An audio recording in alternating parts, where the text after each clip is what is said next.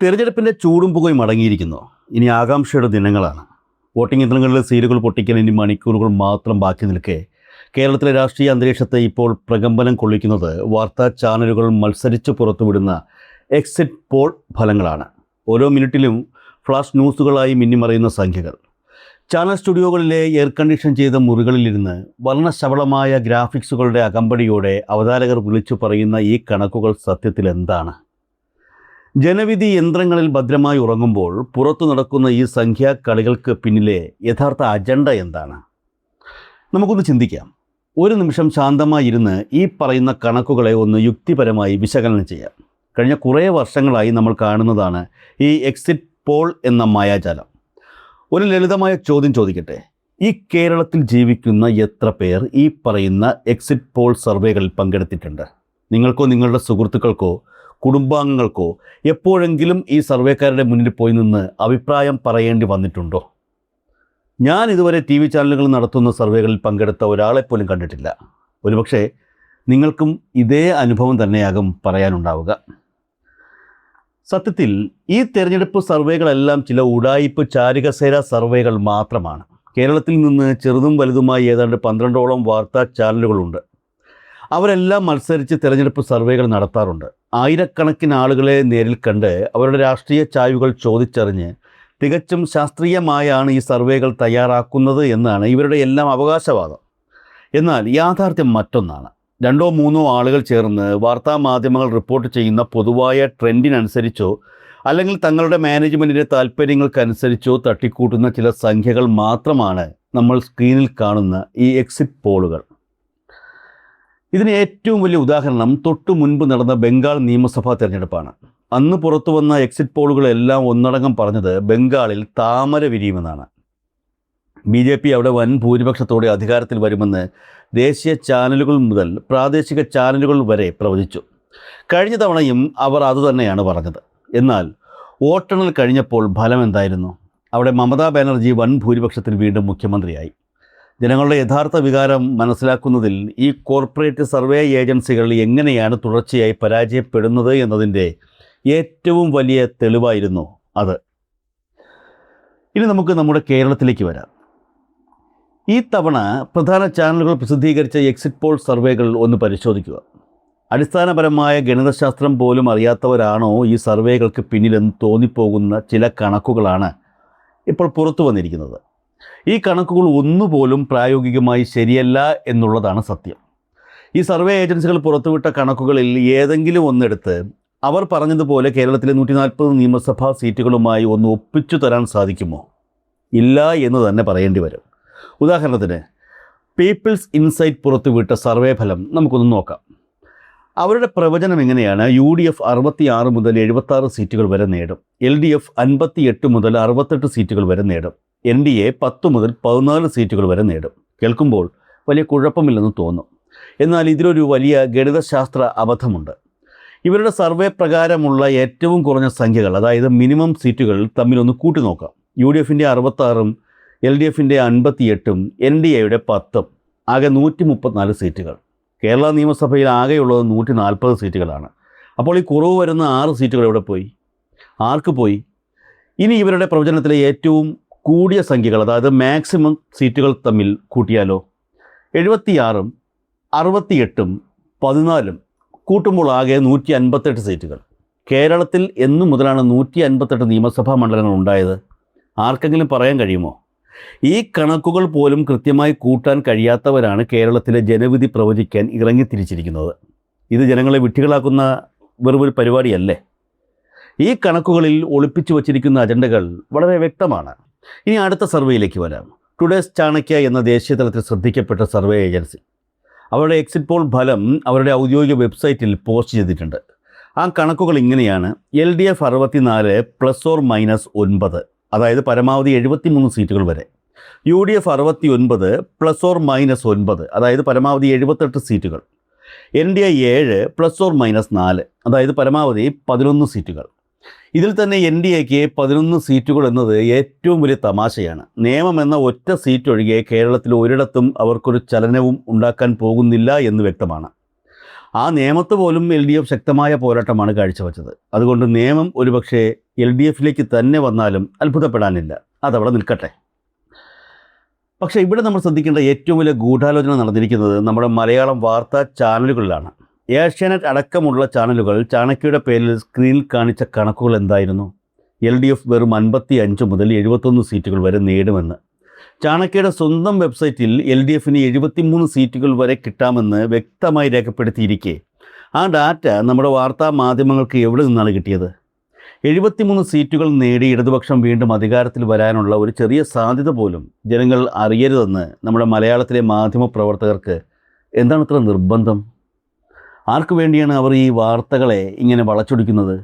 LDFന് അനുകൂലമായ ഒരു തരംഗം കേരളത്തിലുണ്ടെന്ന സത്യം മൂടിവയ്ക്കാൻ അവർ നടത്തുന്ന ഈ പാഴ്ശ്രമങ്ങൾ നാളെ വോട്ടെണ്ണൽ കഴിയുമ്പോൾ വലിയൊരു ചോദ്യചിഹ്നമായി ഇവരുടെ മുന്നിൽ തന്നെ നിൽക്കും.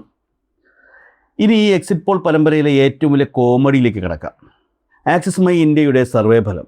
അവർ UDFന് പ്രവചിക്കുന്നത് കേവല ഭൂരിപക്ഷവും കടന്ന് 90 സീറ്റുകളാണ്. കേൾക്കാൻ വലിയ ഇമ്പമുള്ള സംഖ്യ. പക്ഷേ ഭൂമിശാസ്ത്രപരമായി കേരളത്തെ 3ആയി തിരിച്ച് അവരുടെ തന്നെ കണക്കുകളെ ഒന്ന് കീറി മുറിച്ച് പരിശോധിച്ചാൽ ഈ സർവേയുടെ പൊള്ളത്തരം ഏത് കൊച്ചുകുട്ടിക്ക് മനസ്സിലാകും. ആദ്യം മധ്യകേരളം നോക്കാം. തൃശ്ശൂർ, പാലക്കാട്, എറണാകുളം, ഇടുക്കി, കോട്ടയം എന്നീ 5 പ്രധാന ജില്ലകൾ ഉൾപ്പെടുന്നതാണ് മധ്യകേരളം. ഈ 5 ജില്ലകളിൽ നിന്ന് ആക്സിസ് മൈ ഇന്ത്യ LDFന് നൽകിയിരിക്കുന്ന സീറ്റുകൾ എത്രയാണെന്നറിയാമോ? വെറും 3 മുതൽ 7 സീറ്റുകൾ വരെ മാത്രം. ഇത് കേൾക്കുമ്പോൾ ആർക്കാണ് ചിരി വരാത്തത്? LDFൻ്റെ ഉരുക്കുകോട്ടയായ തൃശ്ശൂരിൽ നിന്നും മാത്രം മികച്ച വിജയം ഇടതുപക്ഷം പ്രതീക്ഷിക്കുന്നുണ്ട്. മനോരമ പോലും വളരെ വിഷമത്തോടെ സമ്മതിക്കുന്നത് തൃശ്ശൂരിൽ നിന്ന് LDFന് കുറഞ്ഞത് 9 സീറ്റെങ്കിലും കിട്ടുമെന്നാണ്. തൃശ്ശൂർ, ചാലക്കുടി, മണലൂർ എന്നീ 3 സീറ്റുകൾ മാറ്റി നിർത്തിയാൽ പോലും തൃശ്ശൂർ ജില്ലയിൽ 10 സീറ്റുകൾ LDFന് ഉറപ്പാണ്. ഇനി ആരെങ്കിലും തർക്കിക്കാൻ വന്നാൽ അതിൽ നിന്നും കൊടുങ്ങല്ലൂരും ഇരിങ്ങാലക്കുടയും പോയി എന്ന് തന്നെ ഇരിക്കട്ടെ. അപ്പോഴും ബാക്കി 8 സീറ്റുകൾ അവിടെ LDFനുണ്ട്. തൃശ്ശൂരിൽ മാത്രം ചുരുങ്ങിയത് 8 സീറ്റുകൾ LDFന് ലഭിക്കുമ്പോൾ മധ്യകേരളത്തിൽ ആകെ അവർക്ക് 7 സീറ്റുകൾ മാത്രമേ ലഭിക്കൂ എന്ന് പറയുന്ന സർവേയുടെ ലോജിക്ക് എന്താണ്? അതിനർത്ഥം ബാക്കി വരുന്ന പാലക്കാട്, എറണാകുളം, ഇടുക്കി, കോട്ടയം എന്നീ 4 ജില്ലകളിൽ ഇടതുപക്ഷം വട്ടപൂജ്യമാകണമെന്നല്ലേ? അങ്ങനെ ഒരു രാഷ്ട്രീയ സാഹചര്യം കേരളത്തിലുണ്ടോ? പാലക്കാടും ഇടുക്കിയിലുമൊക്കെ ഇടതുപക്ഷത്തിന് സ്വാധീനമില്ല എന്ന് വിശ്വസിക്കാൻ കോൺഗ്രസ് അനുഭാവികൾക്ക് പോലും സാധിക്കില്ല. അപ്പോൾ മധ്യകേരളത്തിൽ നിന്നുള്ള ഈ കണക്കുകൾ പൂർണ്ണമായും കെട്ടിച്ചമച്ചതാണെന്ന് വ്യക്തമാണ്. ഇനി വടക്കൻ കേരളത്തിലേക്ക് അഥവാ മലബാറിലേക്ക് വരാം. കാസർഗോഡ്, കണ്ണൂർ, വയനാട്, കോഴിക്കോട്, മലപ്പുറം എന്നീ 5 ജില്ലകൾ. ഇവിടെ നിന്ന് ആക്സിസ് മൈ ഇന്ത്യ പറയുന്നത് LDFന് 25 മുതൽ 27 സീറ്റുകൾ വരെ ലഭിക്കുമെന്നാണ്. ഒറ്റ നോട്ടത്തിൽ ഇത് ഇടതുപക്ഷത്തിന് സന്തോഷം നൽകുന്ന കാര്യമാണെന്ന് തോന്നും. പക്ഷേ ഇതിലെ യാഥാർത്ഥ്യം അതല്ല. ഇത് അക്ഷരാർത്ഥത്തിൽ UDFൻ്റെ, പ്രത്യേകിച്ച് മുസ്ലിം ലീഗിൻ്റെ നെഞ്ചിടിപ്പ് വർദ്ധിപ്പിക്കുന്ന കണക്കാണ്. എങ്ങനെയെന്ന് നോക്കാം. LDFൻ്റെ ഏറ്റവും മികച്ച കണക്ക് കൂട്ടലുകൾ പ്രകാരം കാസർഗോഡ് ജില്ലയിൽ നിന്ന് പരമാവധി 3 സീറ്റുകളും വയനാട്ടിൽ നിന്ന് 1 സീറ്റും ലഭിക്കാം. അതായത് ഈ 2 ജില്ലകളിൽ നിന്നായി ആകെ 4 സീറ്റുകൾ. ഇനി ആക്സിസ് മൈ ഇന്ത്യ പറയുന്ന 27 സീറ്റുകൾ തികയണമെങ്കിൽ ബാക്കി 23 സീറ്റുകൾ വടക്കൻ കേരളത്തിൽ നിന്ന് LDFന് ലഭിക്കണം. ആ 23 സീറ്റുകൾ എവിടെ നിന്നാണ് വരിക? അത് മലപ്പുറം, കണ്ണൂർ, കോഴിക്കോട് എന്നീ 3 ജില്ലകളിൽ നിന്ന് മാത്രം ലഭിക്കണം. കണ്ണൂരിൽ നിന്ന് 8 മുതൽ 9 സീറ്റുകൾ വരെ കിട്ടാമെന്ന് വയ്ക്കുക. കോഴിക്കോട് നിന്ന് 7 മുതൽ 8 സീറ്റുകൾ വരെ കിട്ടാം. അപ്പോൾ ബാക്കി വരുന്ന 6 മുതൽ 8 സീറ്റുകൾ വരെ എവിടെ നിന്ന് ലഭിക്കണം? അത് മുസ്ലിം ലീഗിൻ്റെ സ്വന്തം കോട്ടയായ മലപ്പുറത്ത് നിന്ന് തന്നെ LDF പിടിച്ചെടുക്കണം. അങ്ങനെ സംഭവിച്ചാൽ പിന്നെ UDFന് എന്ത് രാഷ്ട്രീയ ഭാവിയാണുള്ളത്? മലപ്പുറത്ത് ഇടതുപക്ഷം ഇത്ര വലിയ മുന്നേറ്റം നടത്തുമെന്നാണ് ഈ സർവേ ഏജൻസി പരോക്ഷമായി പറഞ്ഞു വയ്ക്കുന്നത്. അങ്ങനെയെങ്കിൽ 90 സീറ്റ് നേടി UDF അധികാരത്തിൽ വരുമെന്ന ഇവരുടെ തന്നെ മെയിൻ ഹെഡ്ലൈൻ പൂർണ്ണമായും അസംബന്ധമായി മാറില്ലേ? മലബാറിൽ ഇത്രയും വലിയ തരംഗം ഇടതുപക്ഷത്തിന് അനുകൂലമായി ഉണ്ടെങ്കിൽ കേരളത്തിലൊട്ടാകെ അത് പ്രതിഫലിക്കുകയും LDF 90-നടുത്ത് സീറ്റുകൾ നേടി വൻ വിജയം നേടുകയുമല്ലേ ചെയ്യുക? ഈ വൈരുദ്ധ്യം സർവേ തയ്യാറാക്കിയവർ പോലും തിരിച്ചറിഞ്ഞിട്ടില്ല. അവസാനമായി തെക്കൻ കേരളത്തിലേക്ക് വരാം. തിരുവനന്തപുരം, കൊല്ലം, പത്തനംതിട്ട, ആലപ്പുഴ ജില്ലകൾ. എക്സിറ്റ് പോൾ പറയുന്നത് ഇവിടെ നിന്ന് LDFന് 18 മുതൽ 22 സീറ്റുകൾ വരെ മാത്രമേ ലഭിക്കൂ എന്നാണ്. ഇതൊരു പച്ചക്കള്ളമാണ്. തിരുവനന്തപുരം ജില്ലയിലെ കാര്യം തന്നെ എടുക്കാം. തിരുവനന്തപുരം സെൻട്രൽ, കോവളം, നേമം എന്നീ 3 മണ്ഡലങ്ങൾ ഒഴികെ ബാക്കി 11 സീറ്റുകളും LDF ഉറപ്പിക്കുന്ന മണ്ഡലങ്ങളാണ്. കൊല്ലം ജില്ലയിലേക്ക് വന്നാൽ ചവറ, കുന്നത്തൂർ, കരുനാഗപ്പള്ളി, കുണ്ടറ എന്നീ മണ്ഡലങ്ങളിലെ കടുത്ത മത്സരം മാറ്റി നിർത്തിയാൽ പോലും ബാക്കി 7 സീറ്റുകൾ LDFന് വ്യക്തമായ മേൽക്കൈയുള്ളവയാണ്.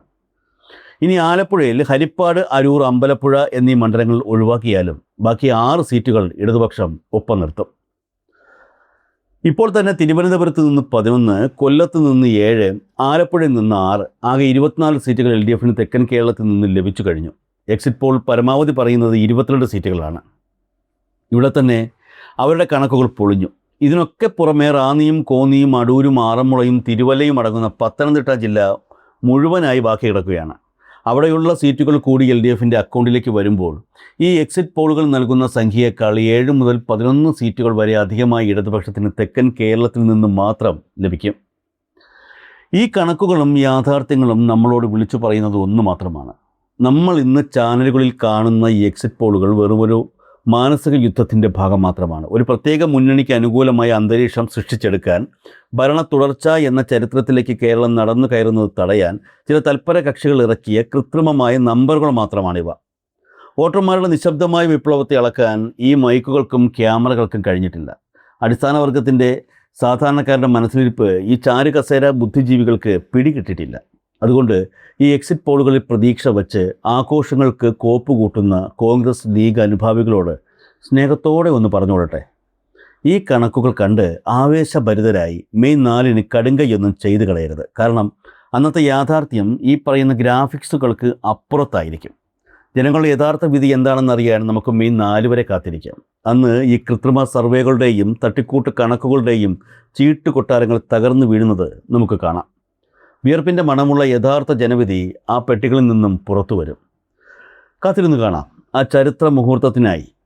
ബാക്കി മെയ് 4-ന്.